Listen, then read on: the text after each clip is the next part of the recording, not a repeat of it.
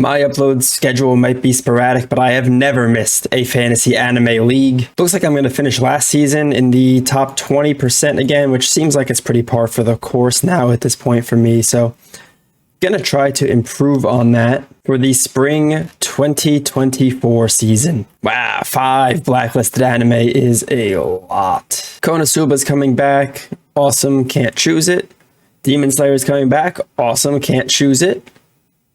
Time I Got Reincarnated as a Slime is coming back. I still really need to watch those first 2 seasons.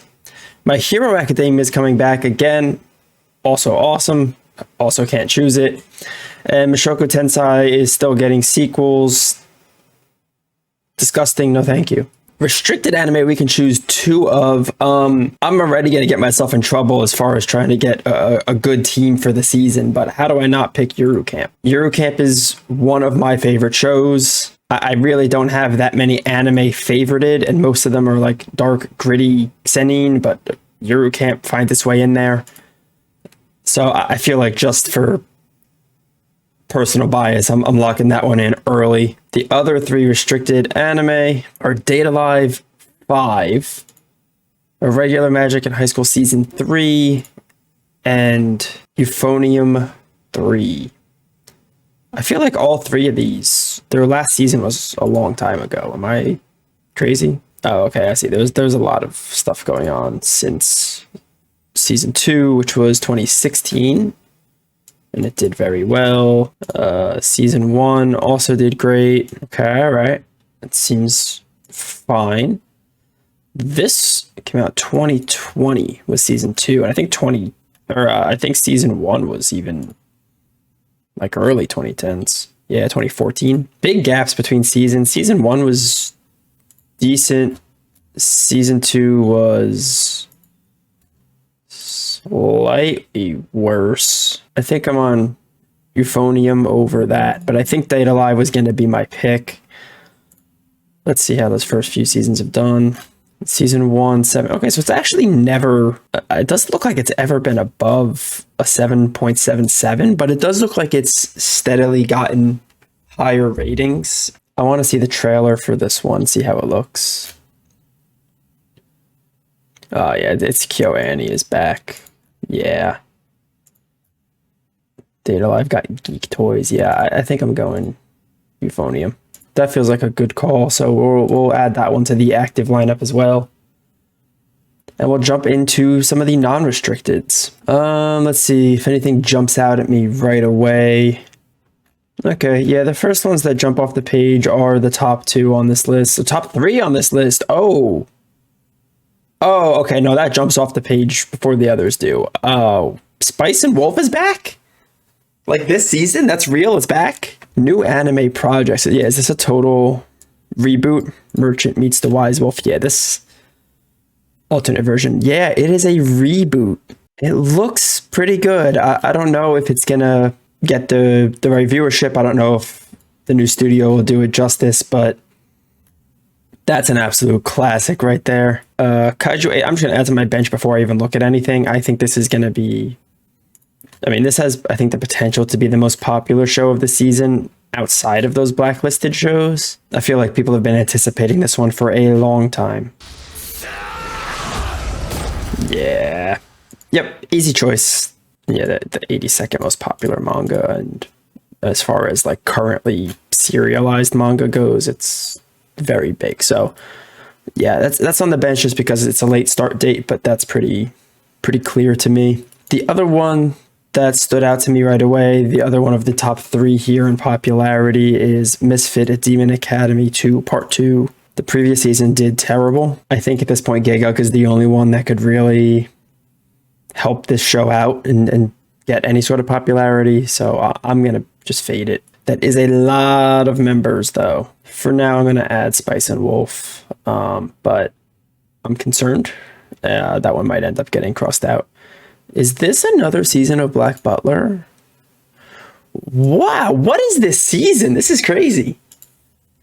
We got Black Butler, Spice and Wolf, a few of these shows coming back, and Konosuba's back. Oh, and Slime, honestly, too. Like, this is a very interesting season for shows that we've not seen in a while. The last actual season of Black Butler was 10 years ago. And I gotta say, the last few movies, OVAs, and last season did pretty well. I don't love when things go to new studios, but Cloverworks is really good. This is crazy. I feel like I have the most, like, I don't even, millennial lineup of all time. This is, I'm gonna have Spice and Wolf and Black Butler on my list. Whisper Me a Love Song is, I think, the first non-sequel or remake we have here. That's a pretty good manga. Yokohama Animation Lab and Cloud Hearts Studios. I don't know them. All right, let's see the trailer, but I'm not convinced. It's clear that that's not going to have, like, great animation. It's just going to be how good is the story, and do people flock to it? Do people want to watch it? I'll pass it for now, but we'll see what else shows up. Kogo Loser Ranger. Is this Trigger? Is it a Trigger knockoff? What's going on? All right, the studio that did Arc Knights and some other mobile games. Okay. I don't know anything about this, actually. It does have a manga that is honestly not that great. That looked pretty good. The animation looked really nice. And I feel like the manga is not great, which worries me. But the Sentai genre is, I guess, more popular than I really thought it was. And that looked good enough where I can see this getting a little bit of hype. I'll add it for now, actually, but that one I might come back to. Next, we have a condition called Love. I don't really have a true romance right now. Spice and Wolf is there, but I feel like there's going to be a good, like, romance. I gotta be honest, that does not look very good. Like, I don't know. Something about that looks off. Source material's alright, but that didn't look very good. Like, I would choose this one, this romance, over that one if I'm picking just a romance show. Windbreaker. This is not very highly rated as a manga. Like a delinquent show, like Tokyo Revengers kind of thing, or what's going on here? Something, just the way the main character dresses, the heterochromia, and the split colored hair give me the vibes like this could have really succeeded like 20 years ago, like in the 2000s, kind of like the Soul Eater era, but it just doesn't really feel like a 2024 hit show. No, it looks pretty good though. Again, I'll add it for now and revisit, but I think that has hope. Source material is okay. This is one of those shows that I could see going either way. Light novel with questionable animation. It's Katakawa. It isn't isekai though, which I've noticed the last few seasons we've had a few fantasy shows that are just fantasy shows. They're not isekai, and I think that's awesome. I think we're finally like, I feel like the industry is finally moving towards just, here's a fantasy world. No one was transported to it. It's just, you know, it's Freyrin, it's Dungeon Meshi. Shows like that feel like they're starting to pop up more and more. I appreciate that, at least. As far as the show, I feel like I'm going to bet against it, but hopefully that trend continues.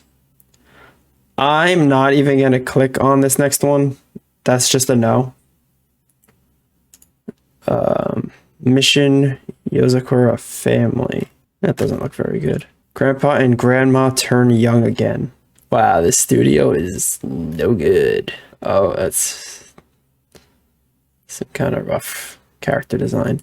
And that's not that good. I kind of wanted to root for that one. I thought that could be a cool romance, but there's not a lot of good signs there. Bartender. Here's one I'm actually excited for. This is another remake. I have never seen the original, but it's one of those shows that's just been in my backlog for years, and every time I need a new show, it's never at the top of my list. Kind of feels like a Death Parade type of deal with less games and more drinking. I'm gonna watch the trailer, but if it looks good, I want to pick this one. I think this is really cool. Animation felt a little lackluster. A few nice shots, but a lot of just like slow panning screens and lip flaps, a la Shokugeki. But I don't know. I want to take it just because I kind of want it on my team, but also I feel like it has potential to have enough narrative-wise to make it a great show without needing to be beautifully animated. So let's add it. That fills out my roster, but I will do my due diligence and scroll through some more of these, see if anything else stands out. Right off the bat, looking at what I assume is an isekai or maybe some fantasy show. It doesn't look that impressive. This one, God's Game We Play. This looks cringe as hell. Chillin' in another world with level 2 super cheat powers. What is that haircut? This looks awful. Duke of Death and Is Made. I've talked about this one twice now. This will be the 3rd season that it's popped up, that it was eligible for a Fantasy Anime League roster spot. Yeah, I don't mind it, but I think I'll stick with what I have over this one. This feels like a pretty safe choice, though. Like, if something does completely flop, that's a good one to have to just sub it in, get a steady baseline. Reincarnated Aristocrat. Okay, cool. Alternative version. Terrible amount. Blue Archive, the animation. Is this a CGI phone game anime? That looks like garbage that people might like, but no thank you. Mysteries, Maidens, and Mysterious Disappearances. I'm okay. Jellyfish Can't Swim in the Night. This is by the studio that did Oshinoko. This is an anime original. Yeah. Let's look at the trailer. This might be interesting. I kind of want this one on my team. Let's see, what can I get rid of? I think I'm going to get rid of the Sentai. I'll get rid of the Sentai show to add Jellyfish Can't Swim at Night. That feels like a good move. The Fable. Hitman who has to go undercover and live a normal life. Giving some house husband, spy family type vibes. Pretty good studio. Wow, okay. Yeah, no, that's too high of a rating for me to leave off. I can't ignore that. And it sounded kind of interesting to me too, so I'm going to watch this trailer and see what I need to replace. I think I have to keep my restricted, kaiju. I think those 3 are safe no matter what. I'm going to remove Windbreaker. That one could be an early trap, so I add Fable for that. And I think now I'm at the point where I'd have a hard time removing any of these shows, because I feel like Black Butler and Spice and Wolf and Bartender are the 3 that might not get any attention, but they're 3 that are potentially going to get very high ratings if people just love the remakes. I actually think Spice and Wolf is the riskiest one, just because the original is so loved that I could see them screwing it up. Black Butler should give me a steady baseline, the same way that Kingdom just did in this previous season. And Bartender, I think the original wasn't popular enough where I think people will probably like the remake. And then these 2 shows I think are both kind of sleepers in this season. Girls Band Cry looks kind of edgy. It is an anime original from Toei. Oh no! Toei, why? Toei, what are you doing?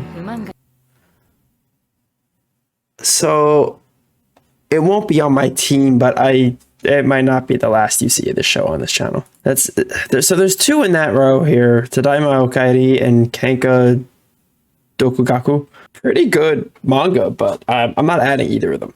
But I could see either of those beating me this season. Yeah, we're at the point where I will not be picking anything here. So let me just make a few changes to make sure I have the earliest start dates in my active lineup. And that is what we're going with. We're locking in Yuru Camp, Hibike Euphorium, Bartender, Spice and Wolf, The Fable. And on the bench, Kaiju, Black Butler, and Jellyfish. Send me your team. Send me a friend request on Mal so we can track each other in the rankings. We can see, we can isolate friends in those rankings. So it's always fun to see how many people I know that are kicking my butt each season. But I don't know. This could be my year.